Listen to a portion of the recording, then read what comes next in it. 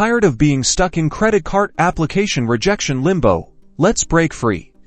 Today, we'll guide you step by step on how to apply for a Bank of America secured credit card, a fantastic tool to rebuild or establish credit. First, let's clarify the eligibility basics. You'll need to be at least 18 years old with a verifiable source of income and a valid governmentist photo ID as security deposit. Typically starting at $300 is required and will act as your credit limit. Now, head over to the Bank of America website, search for secured credit card, and click Apply Now. You'll be directed to the application form.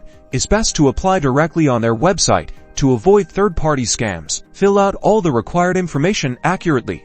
This includes your name, address, social security number, income details, and employment information. Be honest and double-check everything before submitting. Upon approval, you'll need to fund your security deposit. Bank of America usually offers several options like electronic transfers, checks, or money orders. Your credit limit will usually match the amount of your deposit. Once you receive your card, use it wisely.